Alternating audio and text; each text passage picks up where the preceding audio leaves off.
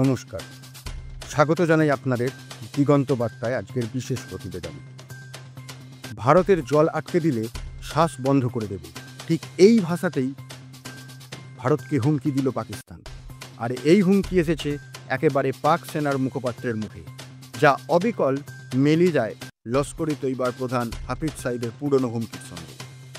সম্প্রতি এক বিশ্ববিদ্যালয়ে বক্তৃতা দিতে গিয়ে পাক সেনার মুখপাত্র আহমেদ শরীফ চৌধুরী বলেন, যদি আমাদের জল বন্ধ করে দেওয়া হয় তবে আমরাও ভারতের শ্বাস বন্ধ করে দেব।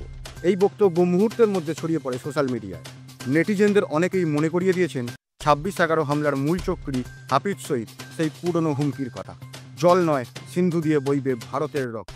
উল্লেখযোগ্য, পাহেলগাঁও হামলার পরেই নয়াদিল্লি সিন্ধু জলচুক্তি বাতিলের সিদ্ধান্ত নেয়। সেই সময় চালু হয় অপারেশন সিন্ধু।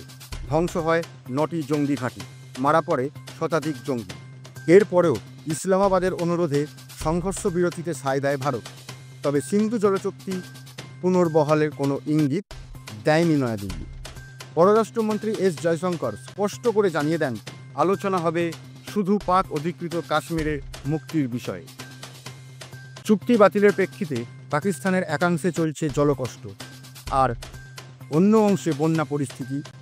তাই এগুলোকে সামাল দিতে ভারতের কাছে অনুরোধ করেছে ইসলামাবাদ। কিন্তু অনুনয় বিনয় কাজ না হওয়ায় শেষে এই হুমকির পথ বেছে নিল ইসলামাবাদ।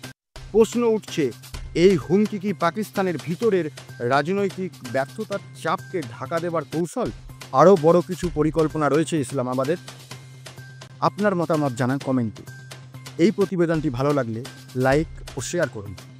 আর এমনই গুরুত্বপূর্ণ সংবাদ পেতে চোখ রাখুন দিগন্ত বার্তায়।